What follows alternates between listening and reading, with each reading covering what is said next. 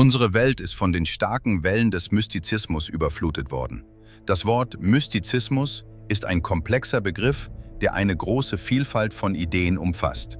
Aus religiöser Sicht beinhaltet das Wort die Vereinigung des Individuums mit dem Göttlichen oder Absoluten in einer Art spiritueller Erfahrung oder Trance. Dies charakterisiert sogar die Anbetungsweise bestimmter Kirchen. Die Phänomene können in Form und Intensität variieren, aber die Tendenz geht immer dahin, die Autorität des geschriebenen Wortes Gottes durch die eigenen subjektiven Erfahrungen zu ersetzen. In jedem Fall verliert die Bibel viel von ihrer lehrhaften Funktion und der Christ verlässt sich auf seine eigenen Erlebnisse.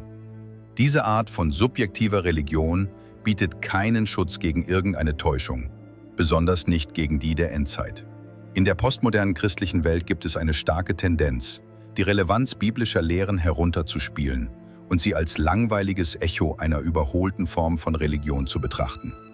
In diesem Prozess werden die Lehren Christi künstlich durch die Person Christi ersetzt, zum Beispiel mit dem Argument, dass die eine oder andere biblische Geschichte nicht wahr sein kann, weil Jesus, so wie sie ihn wahrnehmen, niemals zugelassen hätte, dass das so passiert, wie es geschrieben steht.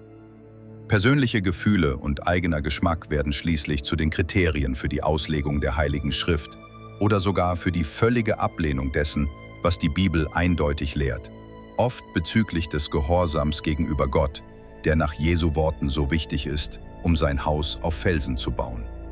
Diejenigen, die denken, dass es nicht darauf ankommt, was sie lehrmäßig glauben, solange sie an Jesus Christus glauben, befinden sich auf gefährlichem Boden. Die römisch-katholischen Inquisitoren, die zahllose Protestanten zum Tode verurteilten, glaubten an Jesus Christus. Diejenigen, die in Christi Namen Dämonen austrieben, glaubten an ihn.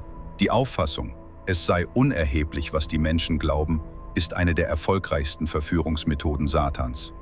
Er weiß, dass Wahrheit, wenn sie aufrichtig angenommen wird, den Charakter des Empfängers heiligt.